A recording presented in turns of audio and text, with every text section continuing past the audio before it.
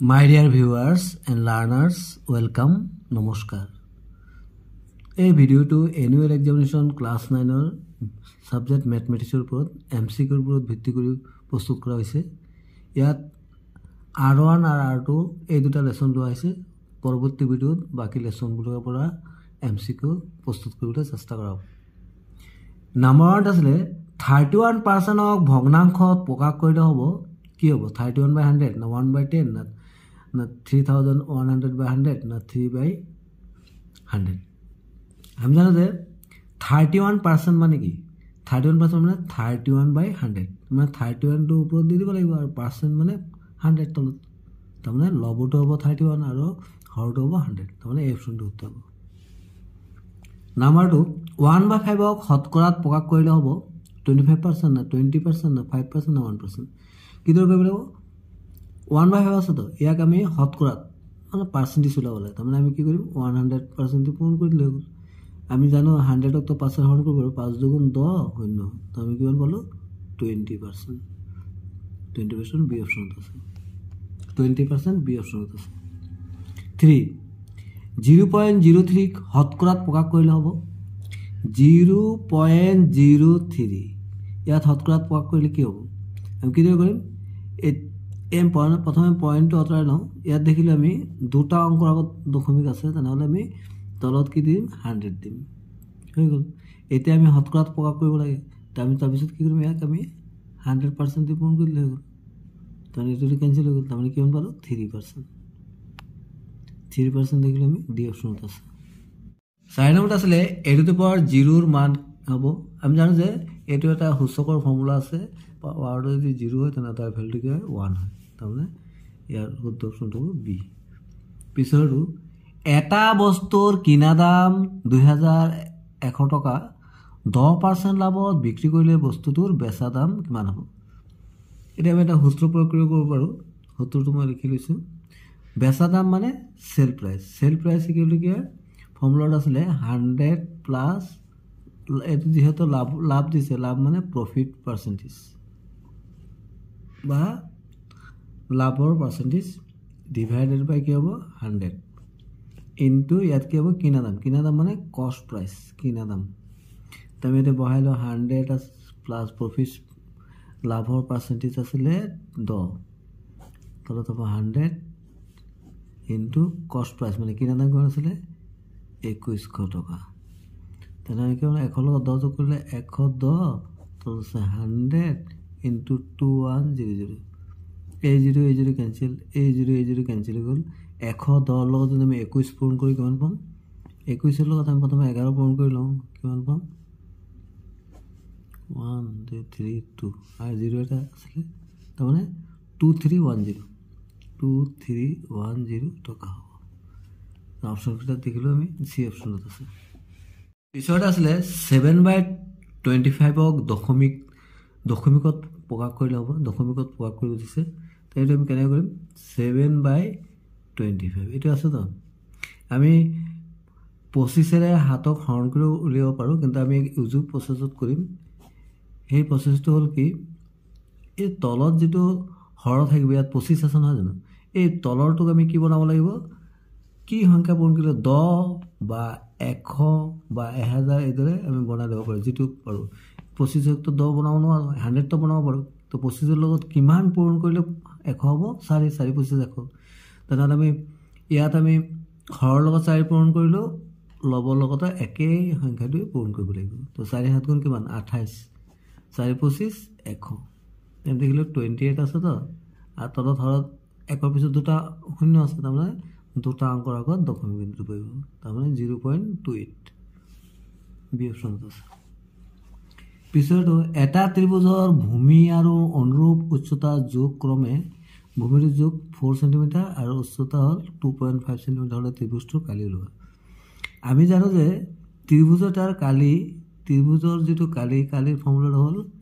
half into ভূমি into উচ্চতা এটো তো হাফ বল ভূমি কিমান আছিল 4 cm উচ্চতা কিমান আছিল 2.5 cm তেনেহলে এই 2 গুণ 4 তো আমি যদি 2.5 এর লগত 2 পূরণ করি কিমান হ'ব 5.0 হ'ব তাৰমানে আমি কিমান পালোঁ 5 বৰ্গ সেন্টিমিটাৰ বা আমি এইটো লিখিব পাৰোঁ 5 সেন্টিমিটাৰ স্কয়াৰ মানে বৰ্গ সেন্টিমিটাৰ বি অপশ্যনটোত উত্তৰ পিছৰটো আয়তকাৰ চোতাল এখনৰ দিক 50 মিটাৰ আৰু কালি 1000 বৰ্গমিটাৰ হ'লে চোতালখনৰ পৰিসীমা ল'ব দিছে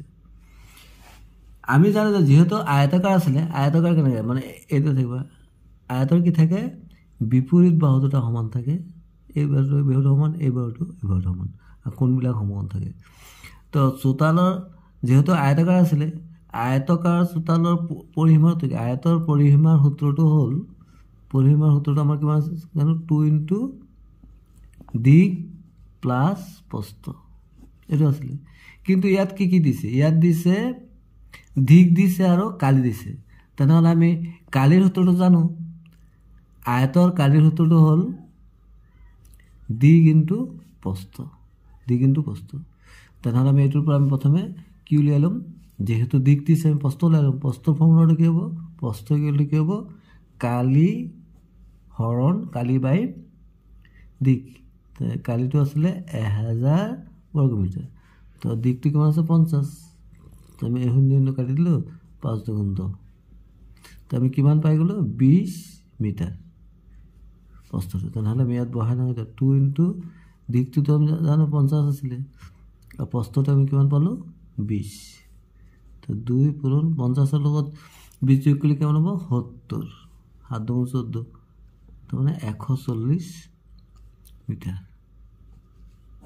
আমি অপশ্যনকেইটা চাওঁ দেখিলোঁ চি অপশ্যনত 140 আছে পিছৰটো এখন কাঁহীৰ কালি 616 বৰ্গ সেন্টিমিটাৰ হ'লে কাঁহীখনৰ পৰিসীমা কাঁহীখন কেনেকৈ থাকে কাঁহীখন এইদৰে থাকে তাৰমানে বৃত্তাকাৰ আমি জানো যে ইয়াত কি ল'লে কাঁহীখনৰ পৰিসীমা বা পৰিধি তো বৃত্তৰ পৰিধিৰ ফৰ্মুলাটো কি পৰিসীমা বা পৰিধিৰ ফৰ্মুলাটো হ'ল 2πr কিন্তু ইয়াত আমাক কালি দিছে কিন্তু আমাৰ r ওলাই ল'ব লাগিব r মানে কি r মানে হ'ল ব্যাসাৰ্ধ তেনে থাকেতো কেন্দ্ৰৰ পৰা পৰিধিলৈ টনা এইটো কি বুলি কয় ব্যাসাৰ্ধ এতিয়া আমি প্ৰথমে কালিৰ ফৰ্মুলা জানো বৃত্তৰ কালিৰ সূত্ৰটো হ'ল বৃত্তৰ কালি যেহেতু কাঁহীটো বৃত্তাকাৰ পাই r স্কয়াৰ তেনেহ'লে আমি কি কৰিম পাই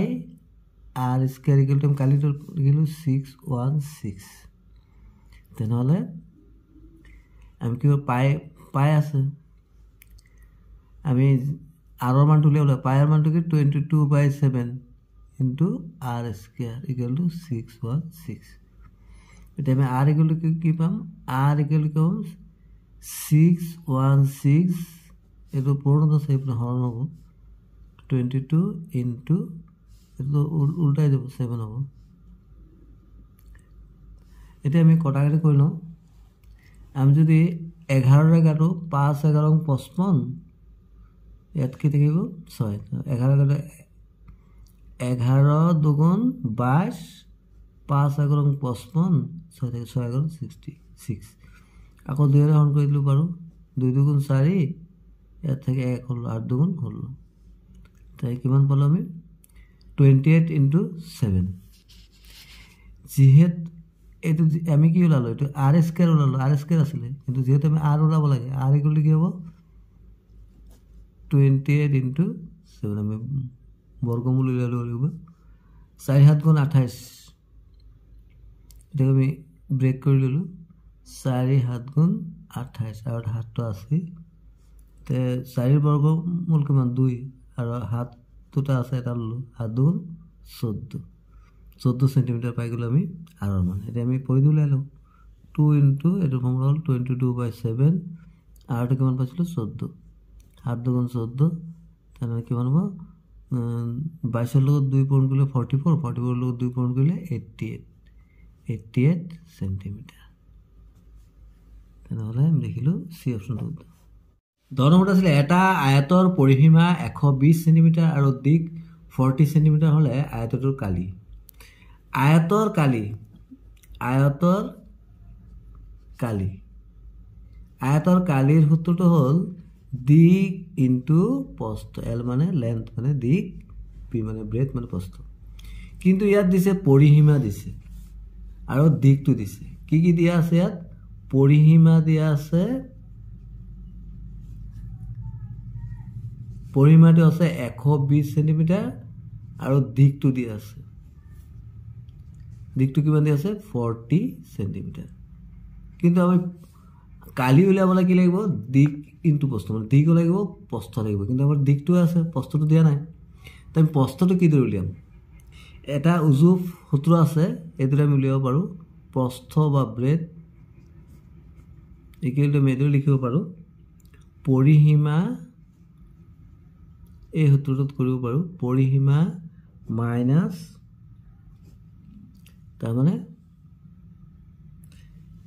এই যে দিকটো দিয়া আছে এই দিগৰ যোগফল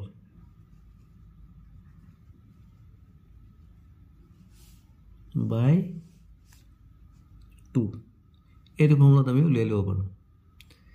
আমি যদি উলিয়াও কি পৰিসীমাটো কিমান দিয়া আছে আমি এইটো লিখিলো ইয়াত ব্ৰেড ইকুৱেল টু পেৰিমিটাৰ ইংলিছত লিখিছো perimeter minus sum of the bread sum of the by 2 perimeter কিমান দিয়া আছে 120 মাইনাস এ ডাবল লিখিব লাগিব মানে 40 প্লাস 40 লেনটো সামত দীঘৰ মুঠ যোগফল দীঘৰ মুঠ যোগফল মানে তাৰ মানে আয়তটো যে এদৰে থাকিব তো তে দিক কেটা আছে এটা দুটা আছে না এই দুটা যোগফল প্ৰস্থ দুটা থাকে এখানে কি কৈছে মানে দিক দুটাৰ যোগফল বা দিক দুটাৰ যোগফল তে 14 ডিভাইড বাই 2 তে 120 মাইনাস 40 কোন 80 বাই 2 120 ৰ পৰা 80 বিয়োগ কৰিলে হ'ব 40 তে কাটাকাটি কৰিলে 20 পাই গ'লো 20 তাৰ মানে 20 সেন্টিমিটাৰ হ'ল প্ৰস্থটো আমি কিমান পাই গ'লো 20 সেন্টিমিটাৰ এটা আমাৰ আয়তটো কালি ওলাব হৈছে তা কালিৰ ফৰ্মুলা কি আছিল দৈৰ্ঘ্য ইনটু প্ৰস্থ তো দৈৰ্ঘ্যটো তো কিমান দি আছে 40 আৰু প্ৰস্থটো আমি কিমান পাই গ'লো 20 তেনেহ'লে পূৰণ কৰিলে কিমান হ'ব 4 2 800 মানে 800 বৰ্গ সেন্টিমিটাৰ বা আমি এইটো লিখিব পাৰোঁ 800 সেন্টিমিটাৰ স্কয়াৰ তাহলে ডিৰেকশন হতো thanks for watching stay connected ইয়াৰ পৰবৰ্তী ভিডিওত আৰো দুটা পাঠৰ এমসিকিউ বুজাবলৈ চেষ্টা কৰিম থ্যাংক ইউ সো মাচ